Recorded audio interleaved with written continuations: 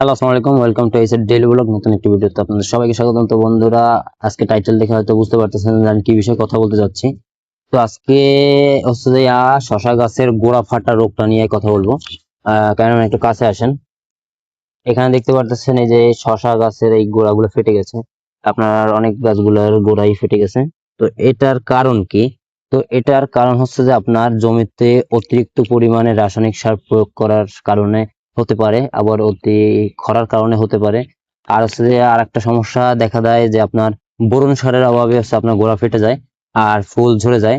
তো বন্ধুরা, আজকে তার সমাধান দেব আপনাদের মাঝে।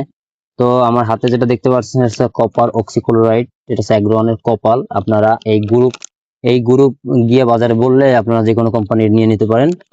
তো আমি অ্যাগ্রোনেরটা নিছি। তো এটা কিভাবে ইউজ করবেন আমি আপনাদেরকে একটু দেখাই। আমি আপনাদের দেখানোর জন্য আগে থেকে এই পেস্ট বানিয়ে নিছি। তো এটা হচ্ছে আপনার একটু পানি দিয়ে ওর ভিতরে বেশি পরিমাণে দিয়ে একটু পেস্ট করে নেবেন। তো এই পেস্ট আছে আপনার আঙ্গুল দিয়ে, দেখেন পেস্টটা, এই পেস্টটা আপনার আঙ্গুল দিয়ে এই যে ফাটা স্থানে আপনি এরকম প্রলেপ দিয়ে দিবেন। আর হচ্ছে যে বিকাল বেলা হচ্ছে যে আপনার এই ধরনের রোগ দেখা গেলে বিকাল বেলা এইটা হচ্ছে আপনার 2 গ্রাম হারে গাছের গোড়া থেকে আগা পর্যন্ত প্রতিটা পাতা ভিজিয়ে দিবেন। দেখবেন ইনশাল্লাহ আপনাদের সমস্যার সমাধান হয়ে গেছে। দেখা হবে এবং কথা হবে অন্য কোনো ভিডিওতে। সে পর্যন্ত সকল ভালো থাকুন। আসসালামু আলাইকুম।